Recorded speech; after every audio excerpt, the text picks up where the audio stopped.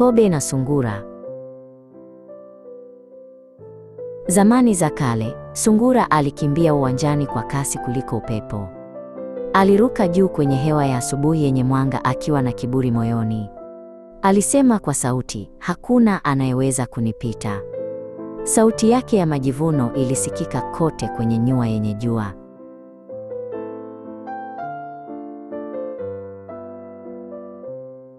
Katika uwanda huo huo, Kobe alitembea polepole, hatua za uvumilivu moja baada ya nyingine.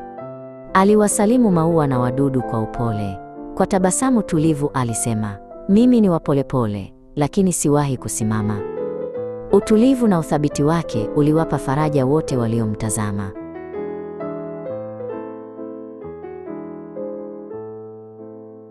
Siku moja, sungura alicheka kwa sauti kubwa akimwonea Kobe taratibu. Alisema, wewe ni mwepesi sana. Huwezi kunishinda kamwe. Hata ndege waliruka kwa mshangao wa kicheko chake. Lakini Kobe aliendelea kutabasamu kwa upole.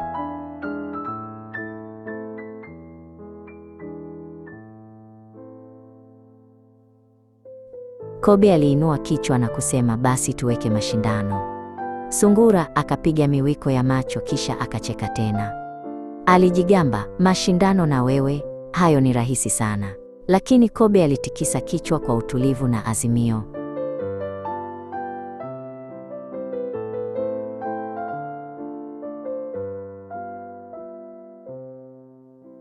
Habari za mashindano zilienea haraka uwanjani. Wanyama walikusanyika kwa shangwe kutoka kwenye mashimo na matawi. Upepo mwanana ulileta minong'ono ya udadisi na mshangao. Kila mmoja alijiuliza, nini kitashinda, kasi au uvumilivu?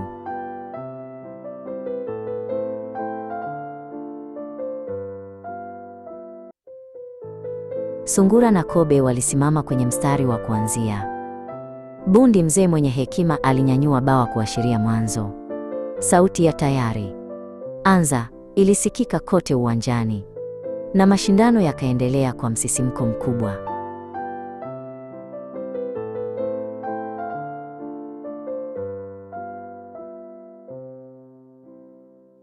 Sungura aliruka kama umeme mweupe mbele. Majani yalipinda kutokana na kasi ya hatua zake. Alitabasamu kwa kujiona yuko mbali sana mbele. Nyuma yake, Kobe ndio kwanza alianza.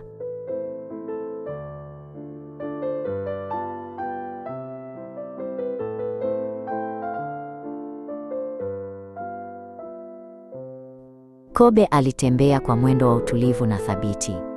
Aliangazia tu njia iliyo mbele yake. Ndege waliimba nyimbo za kumtia moyo juu ya gamba lake. Alitikisa kichwa kwa shukrani juu ya uungwaji mkono huo.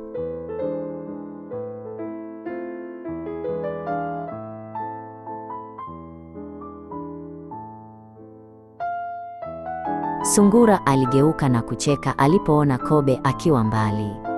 Alijilaza juu ya jiwe akifurahia jua. Alisema hata kupumzika ni kazi kuliko haya. Lakini Kobe aliendelea bila kupunguza mwendo.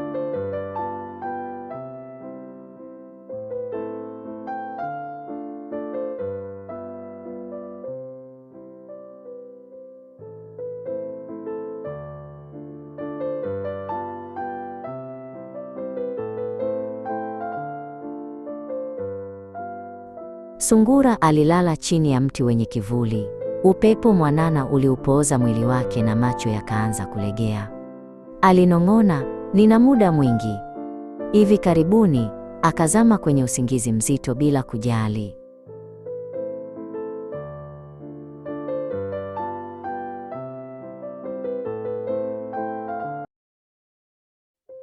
Kobe alipita kwenye maua yaliyostawi akiwa na moyo thabiti. Akapita mti ambao chini yake sungura alikuwa amelala. Hakusimama wala kusita hata kwa sekunde. Moyo wake tulivu ulimwelekeza mbele hatua kwa hatua.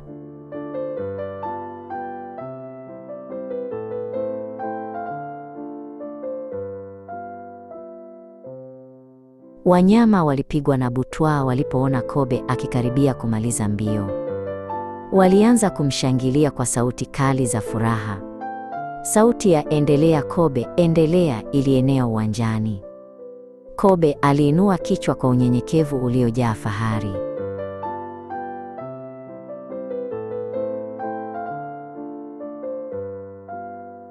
Kwa msukumo wa mwisho, Kobe alivuka mstari wa mwisho. Uwanja ulijaa kelele za furaha. Haijawahi kuonekana kiumbe mtulivu kushinda kwa njia kubwa hivyo. Kobe alipumua kwa kina, moyo wake umejaa fahari ya upole.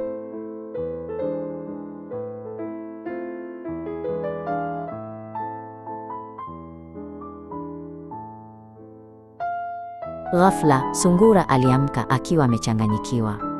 Aliruka juu, akagundua amelala kwa muda mrefu kupita kiasi. Alisema, mashindano? Nimechelewa. Hofu ikampanda na akakimbia kwa kasi.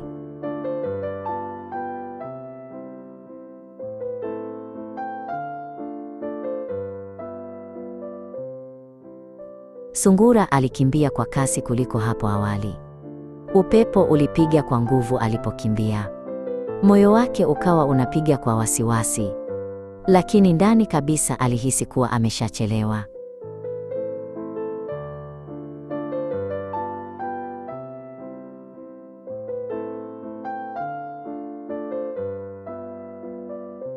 Sungura alipofika, alimuona Kobe akishangiliwa na wanyama. Masikio yake yakainama kwa aibu. Alilalamika, si haki, nililala kidogo tu. Lakini hakuna aliyesikiliza visingizio vyake.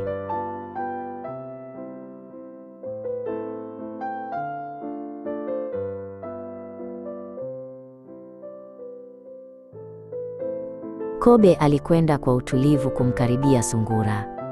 Akasema bila kiburi wala hasira, si kasi pekee inayoweza kushinda kila mbio. Anayeshinda ni yule wa hatua za taratibu na za kudumu.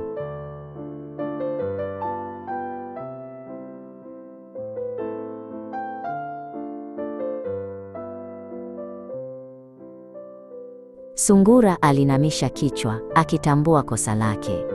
Alikumbuka nyakati zote alizowahi kuwadhihaki wengine. Huzuni tulivu ikajaza moyo wake, lakini alijua kuwa anaweza kubadilika na kuwa bora.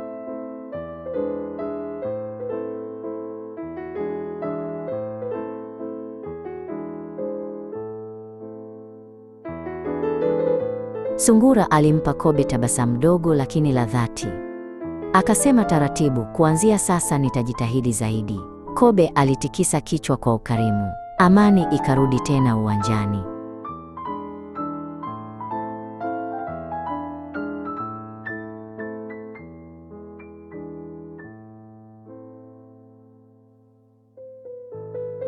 Kuanzia siku hiyo, Sungura alifanya mazoezi kwa unyenyekevu wa kweli. Wakati mwingine alitembea pamoja na Kobe, akilingana na mwendo wake. Wakawa marafiki wasiotarajiwa waliopata kujifunza kutoka kwa kila mmoja. Na uwanda uliikumbuka hadithi yao kwa misimu mingi.